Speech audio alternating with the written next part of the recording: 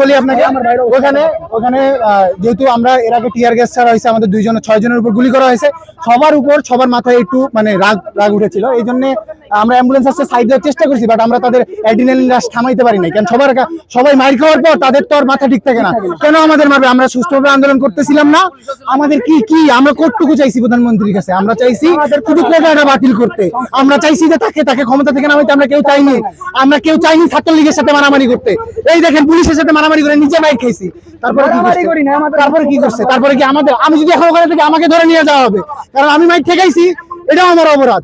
Police কখনো মানবিক হতে পারে না। আমাদের ভাইকে রংপুরে বুকতে খারাইছে, নিরীহ ভাই, হাতে কোনো অস্ত্র ছিল না, তাকে গুলি করা হয়নি? হয়েছে কিনা? আপনি আমাদের যখন, আপনারা তো এখানে আসেন না, দেখেন না আমাদের কষ্টগুলা, আপনারা কিভাবে দেখবেন?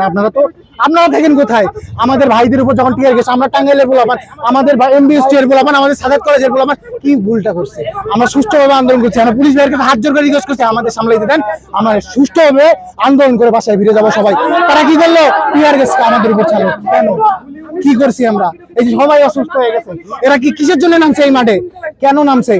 আমাদের ভবিষ্যতের জন্য, নাকি আমাদের আগে এর পরের প্রজন্মের ভবিষ্যতের জন্য?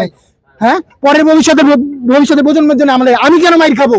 আমার পুলিশের বাইরে থেকে দিচ্ছে, আমি কেন মাইর খাবো? কেন? আমি মানবিক, আমি ছাত্রলীগ না, আমি বসু না, আমি ছাত্র, আমি বসু না, আমি মাইর ঠেকেছি।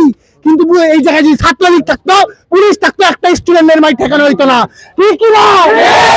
আমি যেটা বলতেছি, আমাদের দাবি না দেওয়া উঠানো পর্যন্ত আমরা এখানে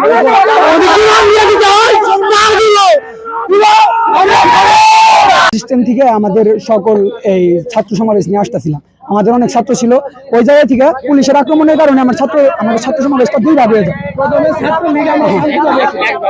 ছাত্র সমাবেশটা 2 ভাগ হয়ে যায়, কিন্তু ছাত্রলীগের সদস্যরা পুলিশের সাথে ছিল। ওনারা মিলে আমাদের অর্ধেক সদস্যদের উপরে গ্রেনেড হামলা করে, তারপরে আমাদের উপরে অনেক আক্রমণ হয়। এই দেখেন, আমাদের গ্যাস হামলা করে, এইগুলো আমাদের উপরে গুলি করছে। এখন আপনারা সরকারের কাছে আমাদের দাবি কি তারা মানবে কি মানবে না? শতাধিক ছাত্র হতো, এইটার দায়িত্ব নিবে। ঢাকায় পুরো বাংলাদেশে 5 জন নিহত, আমরা দরকার বললে নিহত হবো, কিন্তু রাজপথ ছাড়বো না। আমাদের দাবি মানতে হবে।